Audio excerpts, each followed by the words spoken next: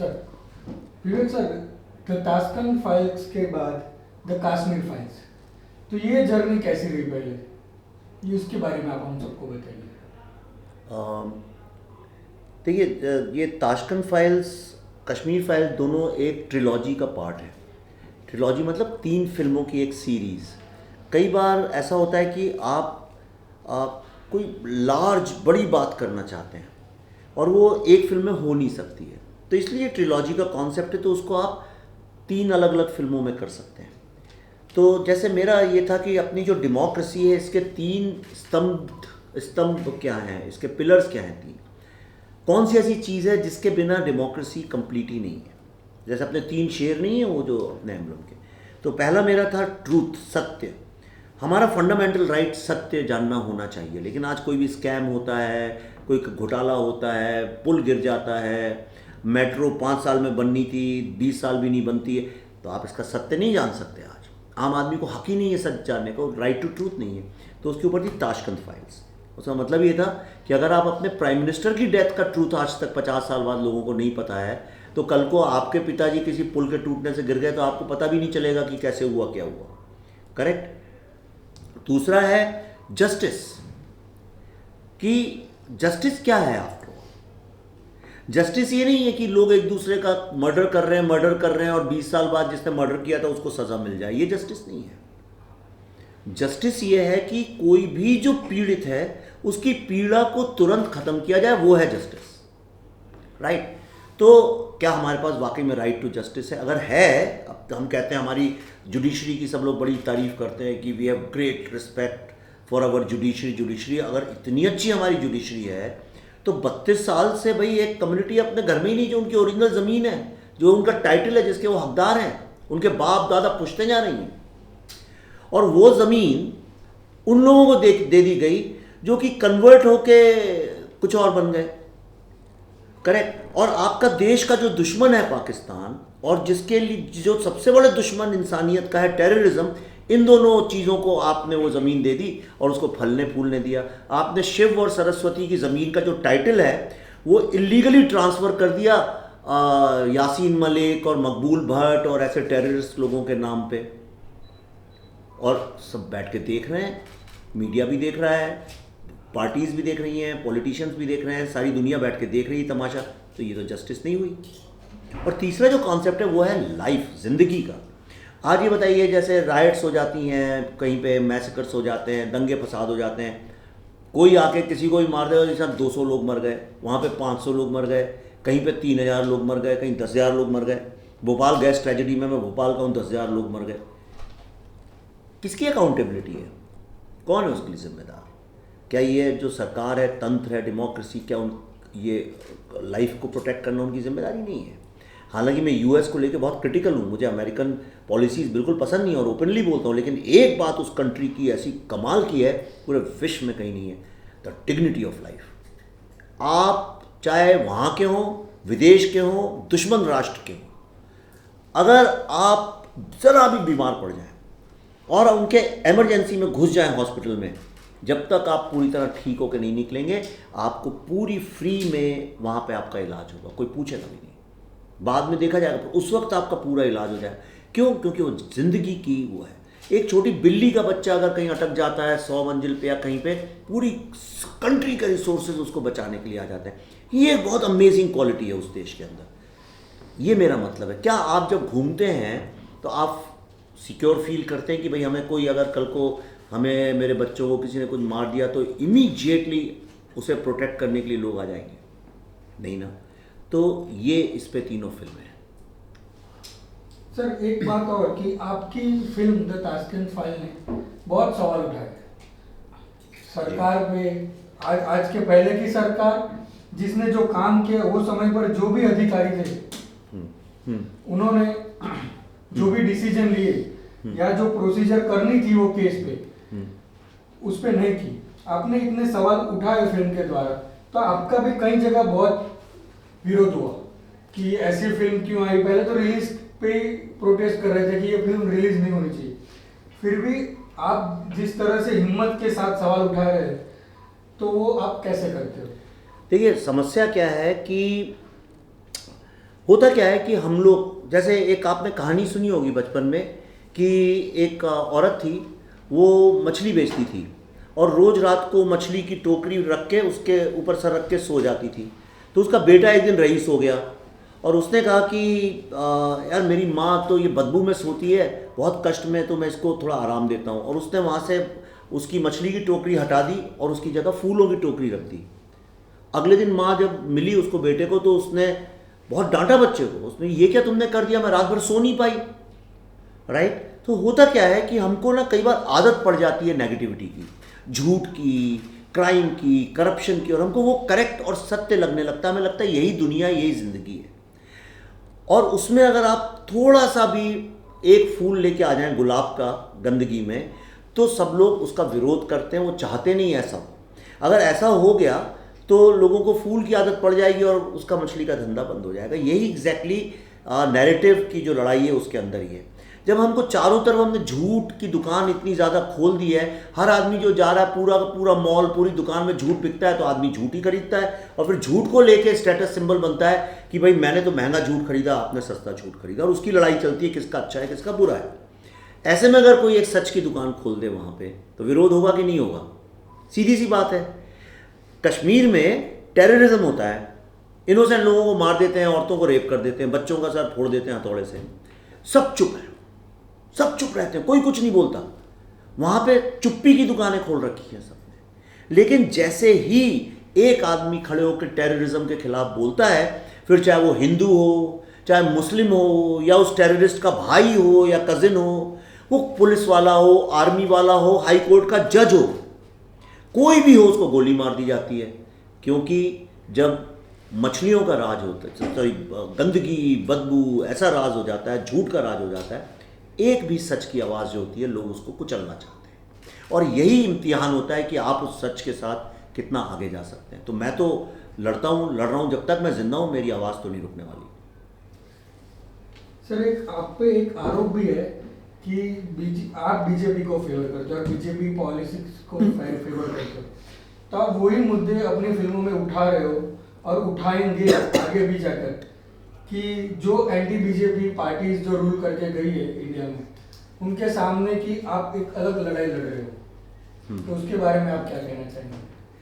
पहली बात तो ये आरोप किसने लगाया ये बताइए। जब आप कोर्ट में जाते हो आपको पता होता है ना इस आदमी ने आरोप लगाया है, तो ये आरोप किसने लगाया? ये आपका जजमेंट है कि किसी ने बोला? कांग्रेस पार्टी का ही है।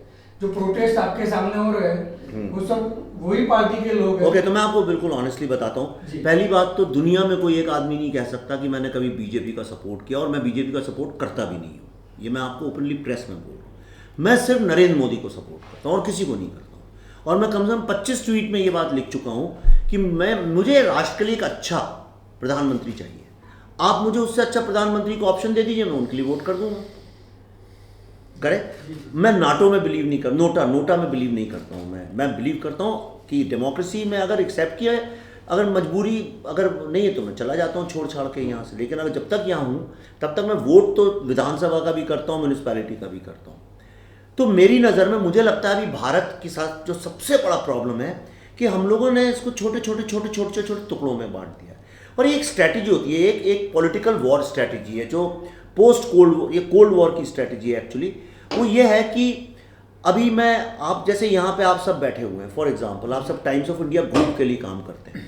अभी मैं बोलूँ हम सब टाइम्स ऑफ इंडिया ग्रुप के वर्कर्स हैं, एम्प्लॉयज़ हैं, आओ चलो कुछ अच्छा करते हैं, तो आप सब जुड़ के यूनाइटेड हो जाएंगे और टाइम्स ऑफ इंडिया को आगे ले जाने के लिए सब मिलके काम करें। अगर मैं बांटना चाहता हूँ, टाइम्स ऑफ इंडिया को ख़राब करना चाहता हूँ, तो मैं कहूँगा नहीं तुम क्यों बोल रहे हो, तुम तो इस पेपर के हो, फिर उसमें बांट दूंगा। मैं कहूँ तुम तो 5th पेज के लिए लिखते हो, मैं फर्स्ट पेज के लिए लिखता हूँ। तो मैं कहूँगा अरे भाई साहब कैसे हैं, अच्छा आप फर्स्ट पेज के लिए लिखते हैं, आप 6th के लिए लिखते हैं, तुम तो क्राइम बीट पे और ये तो पॉलिटिकल बीट पे। और मैं धीरे धीरे आपको ऐसा डिवाइड कर दूंगा, आप सब आपस में पॉलिटिकल हो जाएंगे, आप आपस में ही लड़ते रहेंगे, आपको पता भी नहीं चलेगा कि आपके ऑफिस के बाहर क्या हो रहा है। समझ में आया आपको एग्जाम्पल? एग्जैक्टली यही राष्ट्र के साथ हुआ है। हमने इतने Hindi versus Urdu, Hindi versus Tamil, north versus south, east versus this thing. Okay, ऐसे में कोई जोड़ने वाला भी तो होना चाहिए, जोड़ने वाला भी तो होना चाहिए। आपकी पूरी कंट्री 10% वोट, 5% वोट, 10%, फिर मिलीजुली सरकारें, सब अपना अपना, कम से कम एक आदमी आपके पास ऐसा होना चाहिए जो 30 से 35 से 40% जो आपकी पॉपुलेशन है उसको तो यूनाइट कर ले। करेक्ट। तो I think he has done उनने काफ़ी उस मामले में अच्छा काम किया, इसलिए मैं उनको सपोर्ट करता हूँ। जब गलत बात होती है तो मैं बोलता भी हूँ, हर चीज़ फालतू चीज़ में नहीं बोलता हूँ, लेकिन कुछ चीज़ों में मैं बहुत क्रिटिसाइज़ भी करता हूँ। जैसे एजुकेशन पॉलिसी है, कल्चर पॉलिसी है, मैं बहुत क्रिटिसाइज़ करता हूँ इस गवर्नमेंट को, बहुत ज़्यादा करता हूँ, आप कल्पना भी नहीं कर सकते, हमेशा करता हूँ। और एक एग्जाम्पल आपको बताता हूँ छोटा सा, कई बार क्रिटिसिज्म का बहुत फ़ायदा भी होता है, लोग डरते हैं करने में, पर जैसे कि सिनेमा, मैं फिल्म मेकर हूँ, ये बात लोग जानते नहीं है, जब मेरे को कि कोई नहीं जानता ये मैंने क्या किया।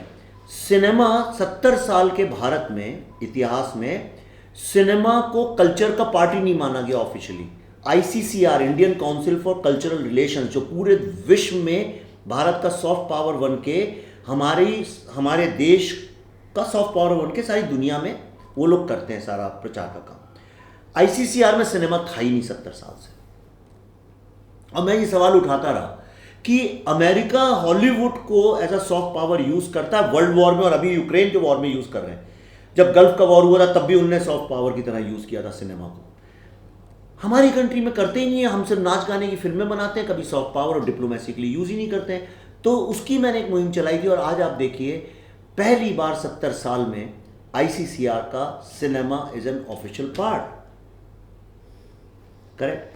इसी तरह से CBFC, मैं CBFC को लेकर हमेशा ये लड़ाई चला करती थी कि भाई ये तो सब सेंसर करते हैं, रोक देते हैं, ये कर देते हैं। कितनी कंट्रोवर्सी आपने देखी, जब से आप पैदा हुए होंगे सेंसर बोर्ड की खबर हमेशा 1-2 महीने में आती थी। आज मैं प्रसून जोशी जी चेयरमैन है और मैं उसके अंदर हूँ, विद्या बालन जी हैं ऐसे, पर मैं और प्रसून बहुत एक्टिव हैं उसके अंदर। आज जब से हमने टेक ओवर किया 3.5 साल से 4 साल होने आ रहे हैं, हालांकि एक्सटेंड हो गया हमारा, एक कंट्रोवर्सी आपको नहीं मिलेगी।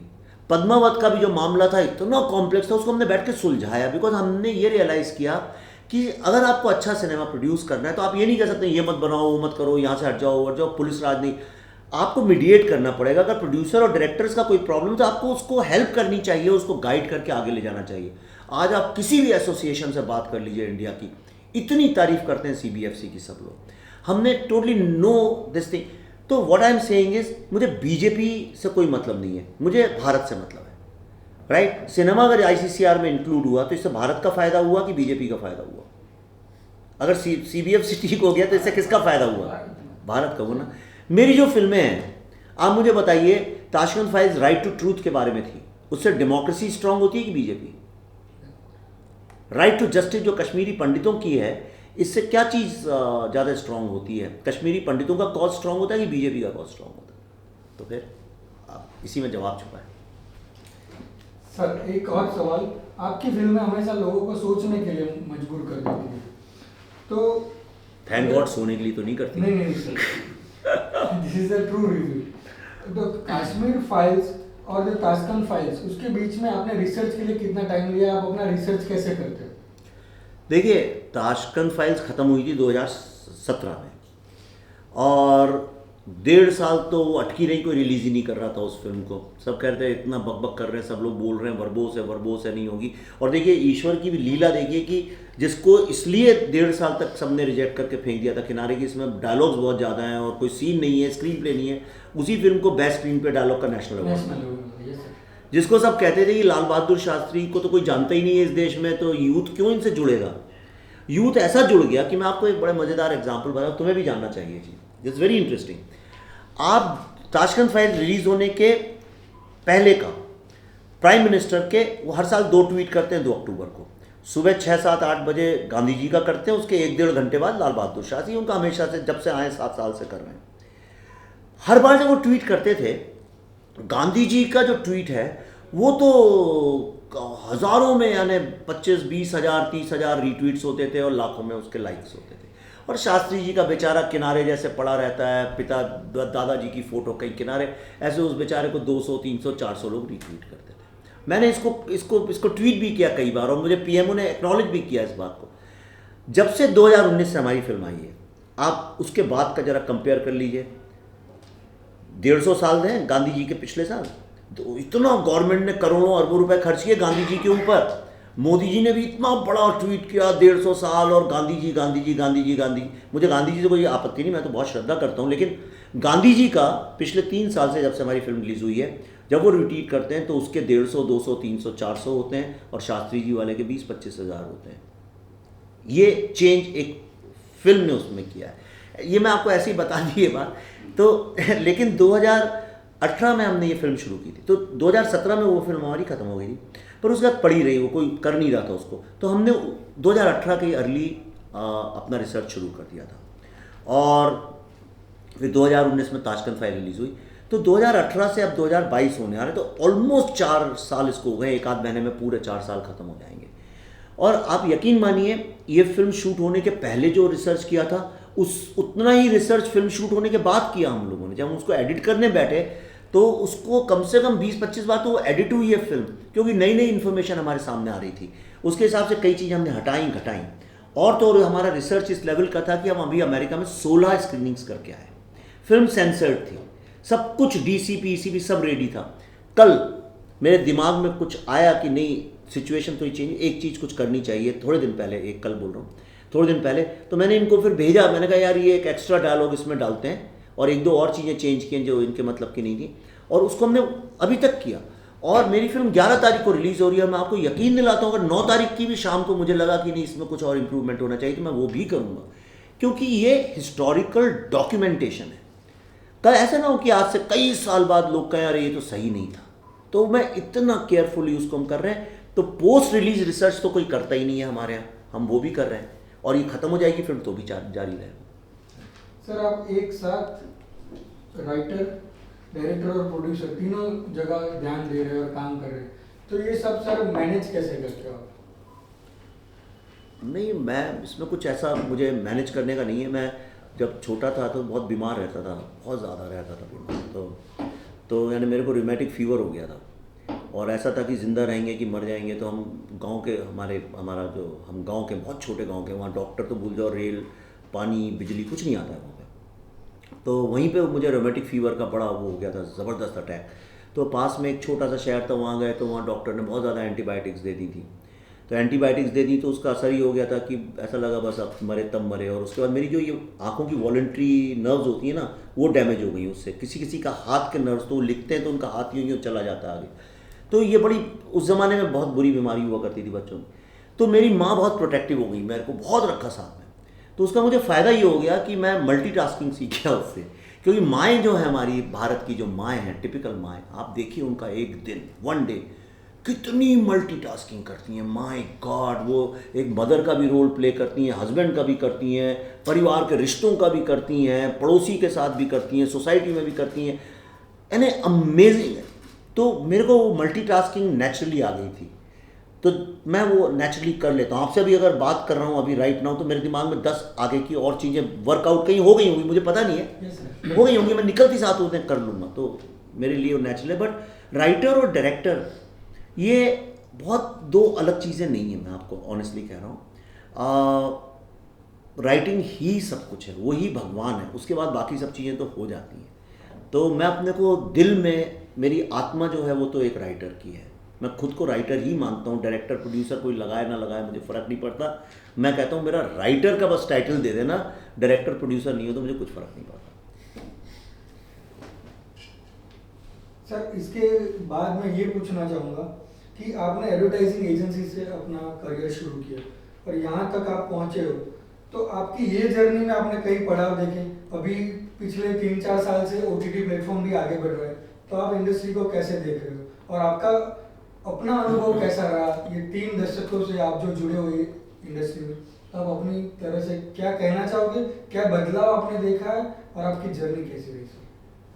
तो देखिए, मैं जब एडवर्टाइजिंग में था तब तो एक अलग दुनिया थी, कैपिटलिस्ट वर्ल्ड था। लेकिन मैंने पूरी ज़िंदगी में तो मैंने वो रेडियो से ट्रांजिस्टर होते हुए देखा है, उससे फिर वो LP प्लेयर होते देखा। ये सब मैंने अपनी ज़िंदगी में देखा है, सब चेंजेस जितने भी ऑडियो विजुअल फॉर्मेट के। और अब तो इतना एडवांस्ड हो गया है कि आप पूछिए नहीं। पर इसमें सिर्फ टेक्नोलॉजी बदली है, कहानियाँ कहने वाले, कहानियाँ और कहानियाँ सुनने वाले, ये नहीं बदले हैं। आपको मैं एक एग्जांपल बताता हूँ। आप एक फिल्म है जिसका नाम है 12 एंग्री मैन, तुम जानते होगे, उसमें प्ले है इतना इम्पोर्टेंट। तो आप वो सन 1950 में बनी थी फिल्म। उसमें डेमोक्रेसी से जुड़े कई सारी बातें होती हैं, सवाल उठते हैं, इक्वालिटी, रेसिज्म, जितने भी सामाजिक इश्यूज हैं वो सारे जुड़े हुए हैं उसमें। आप वो फिल्म देखिए 1950 की का, ब्लैक एंड वाइट फिल्म है, और आज से कंपेयर कर लीजिए और आप मुझे बता दीजिए कि सिचुएशन वहाँ से यहाँ कुछ बदली हो तो। आप महाभारत पढ़ लीजिए पूरा और आप मुझे बता दीजिए महाभारत से आज तक क्या बदला है, ऐसी क्या चीज़ हम में बदल गई है कि कहानी अलग हो गई है। ऐसा तो नहीं है, कहानी तो वही की वही रह गई है। वही जेलसी, वही ईर्ष्या, वही भेदभाव, वही वायलेंस, वही ग्रीड, वही सत्ता के लिए, पावर के लिए, वो सब कुछ, वही प्रेम, वही मोहब्बत, वही बयान। अरे इतने सालों की, हज़ारों साल की हिस्ट्री में अगर हम अभी भी आई लव यू ही बोलते हैं, उसी 3 वर्ड्स को ही नहीं बदल पाए, तो मतलब कहानी कहने वाले और सुनने वाले ज़्यादा परिवर्तन चाहते नहीं। तो ऐसा कुछ चेंज नहीं हुआ, टेक्नोलॉजी का चेंज हुआ है। लेकिन टेक्नोलॉजी भी कई बार ना हमें ऐसा लगता है कि हम आगे बढ़ रहे हैं, ऐसा होता नहीं, कई बार पीछे भी ले जाती है। कुछ कुछ टेक्नोलॉजीज आपको पीछे ले जाती हैं। जैसे फॉर एग्जांपल आप टीवी देखते हैं, जैसे टीवी बहुत अच्छी टेक्नोलॉजी है, लेकिन आप 24 घंटे पड़े पड़े टीवी देखते रहते हैं। अब आपकी खुद की सोच खत्म हो गई, आपका चलना फिरना शाम का बंद हो गया, सोशलाइजिंग बंद हो गई, आप पड़े पड़े वहाँ खा रहे हैं, आप मोटे होते जा रहे हैं, आपको हार्ट और डायबिटीज़ के प्रॉब्लम बढ़ गए। आप न्यूज़ सुन रहे हैं, अर्नब गोस्वामी गाली दे रहा है, उधर कोई और गाली दे रहा है, सब चिल्ला रहे हैं, आपका दिमाग भी एकदम से ख़राब होने लगा है। और सडनली आपकी बीवी या बेटी आई कुछ अच्छी बात करने, आपने उसको ही डांट दिया। अब बताइए वो टीवी की टेक्नोलॉजी आपके जीवन में क्या करेगी? टेक्नोलॉजी खुद अच्छी या बुरी नहीं होती है, हम उसको कैसे इस्तेमाल करते हैं उस पर पूरा डिपेंड करता है। आप एक बीज बोते हैं, उसको अपने हाथों से पानी डाल के, मिट्टी को छू के, तो भी पौधा निकलता है उतना ही अच्छा। आप चाहें तो उसको मशीन चारों तरफ लगा के, कवर करके, रूम के अंदर, पता है ना आजकल तो वो लैंप से सारी तो भी उतना ही खूबसूरत पौधा निकलता है। ये आपके ऊपर, आप टेक्नोलॉजी को कैसे यूज़ करते हैं। ठीक है सर, आपने द ताशकंद फाइल्स की, द कश्मीर फाइल्स 11th को आ रही, ठीक है, अब और कौन सी फाइल सर आप खोलने वाले हैं? इसके बाद मैंने अनाउंस की एक फिल्म जिसका नाम है द दिल्ली फाइल्स, जो इस सीरीज़ की लास्ट है। हो सकता है, पता नहीं मुझे, और हो सकता है कि उसका नाम दिल्ली फाइल्स की जगह, दिल्ली की जगह कुछ और हो जाए, पर रहेगी फाइल सीरीज़। तो वो मैं अगला फिल्म बना रहा हूँ। तो पर हो सकता है उसके बीच में मैं एक फ़िल्म जो मुझे लगता है कि बहुत ज़रूरी है बनाना, और इसी वक्त बनाना बहुत ज़रूरी है, ऐसे मेरे दिमाग में एक नई वो फूटी है गंगोत्री। तो अगर वो सब ठीक हुआ ईश्वर की दया से, तो उसको फिर मैं बहुत जल्दी इसी साल के अंदर बनाऊंगा, क्योंकि अगर वो इस साल नहीं बनी तो फिर उसके अगले साल कोई इंपॉर्टेंस भी नहीं रहेगी। तो सर आपने कई जॉनर की फिल्म्स की है पास्ट में, तो आप कभी कोई बॉलीवुड मसाला कमर्शियल फिल्म करेंगे कि नहीं करेंगे? देखिए, पहली बात तो मैं ये समझ ही नहीं पाता हूँ, ये बॉलीवुड मसाला कमर्शियल फिल्म, करेक्ट? अगर फिल्म है कमर्शियल होगी, राइट? तो ये पहले तो ये 2 चीज़ें खत्म होगी, तो फिल्म मतलब कमर्शियल। दूसरी चीज़ है ये मसाला क्या होता है। मसाला मतलब हर तरह की चीज़ उसके अंदर हो। ऐसी कोई फिल्म बनी ही नहीं सकती इस दुनिया में जिसमें मसाला ना हो, संभव ही नहीं है बनाना। आप क्या बनाएंगे?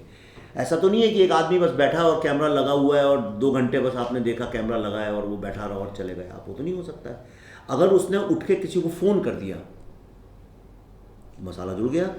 अगर वो गया वहाँ खड़े होकर ऊपर से सिगरेट पीते हुए उसने किसी को देखा और अपना हैट पहना और निकल पड़ा, मसाला हो गया ना। मसाला क्या? मसाला ये है जब आप इंटरेस्टेड हो जाएं जिस चीज़ में आप अभी आप लोग खाना लाए थे, कितना अच्छा मसाला खाना था, पर मैंने नहीं खाया तो मैं नहीं इंटरेस्टेड था उसमें। लेकिन जो ये आए थे, इनने बोला वाह क्या खाना खा के आए हैं आज, समझ में आपको? तो मैंने नहीं खाया तो मैं फाइन आर्ट्स ढूंढ रहा था, समझ लीजिए। फाइन आर्ट्स ये होता है कि ठीक है, अब एक पेंटिंग है, आप उसके सामने 3 घंटे बैठ के देख के उसको एनालाइज कर सकते हैं, लेकिन फिल्म में वो संभव नहीं है। तो हर फिल्म कमर्शियल होती है, हर फिल्म मसाला होती है।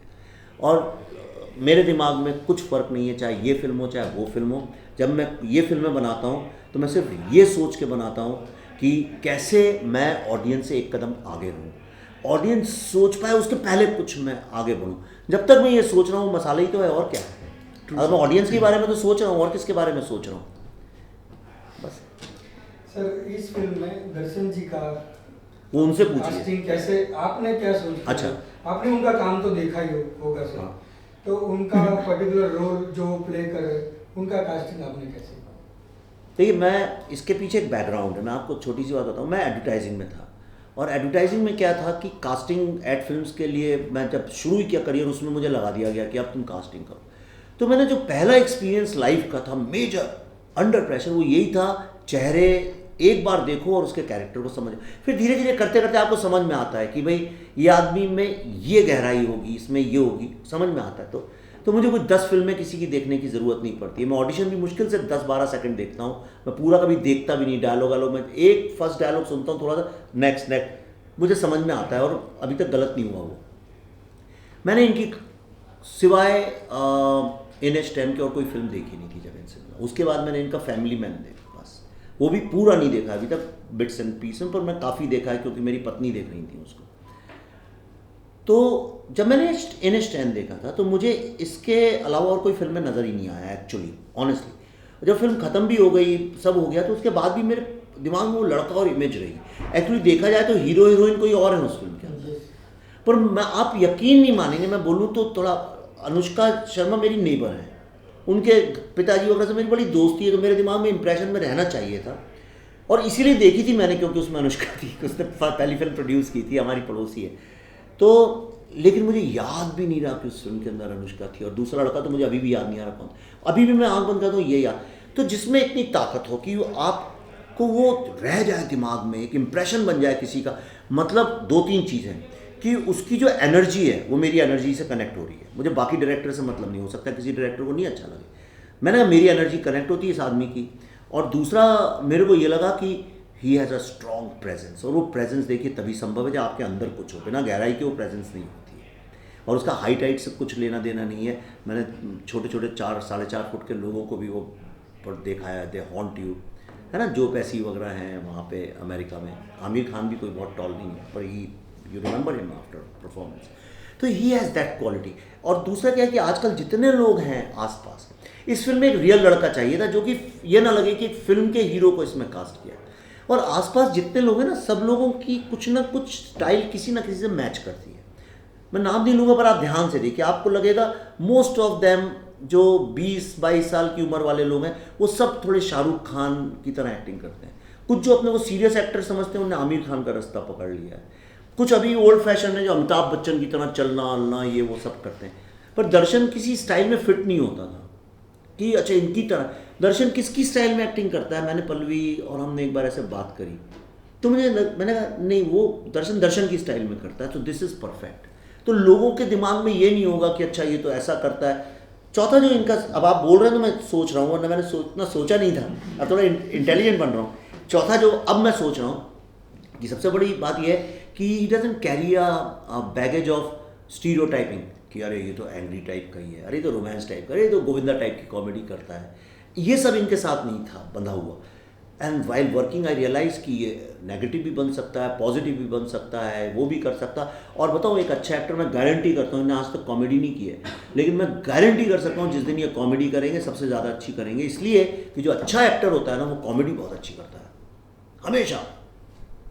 Thank you sir. सर आपने कास्टिंग किया, आप तो कहते 15 मिनट में हो जाएगा सर वीडियो 10-15 मिनट का बनेगा। ओह अच्छा, तो ये कहता है फिर इनका करेंगे आप। Yes sir. अच्छा। सर आपने फिल्म की कास्टिंग में आइडेंटिकली जो नज़र आता है, तो फिल्म के टाइटल के नाम के साथ और फिल्म की कास्टिंग, जैसे अनुपम खेर जी को आपने लिया है, ठीक है, वो भी कश्मीर पंडित है, तो आपने क्या सोच के उनका कास्टिंग, वो एक्टर तो बहुत बढ़िया है, वो सबको पता है, तो क्या वो रिलेट करते हैं खुद कश्मीर से, उसकी वजह से उनका कास्टिंग किया हुआ है?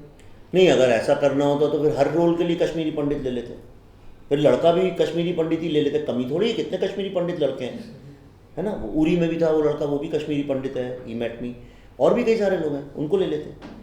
मेरे दिमाग में बिल्कुल ऐसा नहीं था, राइट। तो इसमें मिथुन चक्रवर्ती हो तो बंगाली हैं, प्रकाश बेलावड़े तो कन्नड़ा हैं, अतुल जी यूपी से हैं, अपने पुनीत सर जी पंजाबी हैं, पल्लवी महाराष्ट्रियन है, और जो हमारा जो विलेन है, जो कि असली वो बना है, क्या बोलते हैं, कश्मीरी बना है वहाँ पे, वो तो महाराष्ट्रियन है, हार्ड कोर मराठी, उसको तो हिंदी भी ढंग से बोलनी नहीं आती, तो कभी मेरे दिमाग में आया नहीं। अनुपम जी को तो मैं बहुत सालों से जानता हूँ, मेरी जो इस विवेक 2.0 की जो पहली फिल्म थी बुद्धा इन अ ट्रैफिक जैम,